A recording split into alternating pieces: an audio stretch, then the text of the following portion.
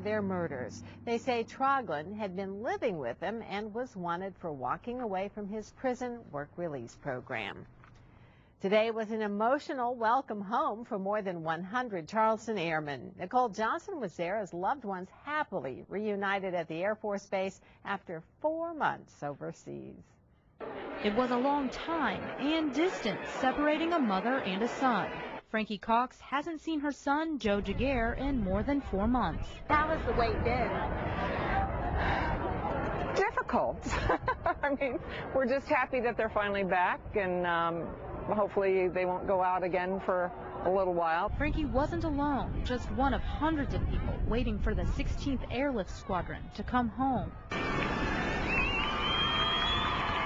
The airmen finally set foot on American ground and were welcomed home, one by one. Joe! Joe! Finally, Frankie sees her son. Smile. You're on camera. Caitlin, you're next. You're next. Followed by Joe's girlfriend and the rest of his family. Oh.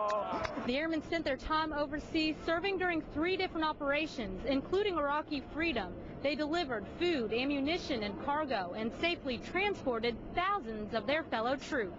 Every one of these men and women were on crews that flew every other day for 120 days. And when you fly for every other day in a combat zone, you hone your skills for takeoffs, landings, and different types of loads. For the airmen, it was a life-changing mission. We're kind of the middleman and moving the stuff around. You get the glory missions, you don't get the glorious missions. I mean, brought a lot of people home that came back home in caskets that deserve to come home. So it's kind of touching. Joe's next mission, spending time with his loved ones. I'm glad everybody showed up, so it's always fun to come back to everybody like this. A grand welcome home for the men and women serving our country overseas. Nicole Johnson, Live 5 News. The squadron was the very first to airdrop food, water, and supplies through a new GPS-guided delivery system, which ensures ground soldiers will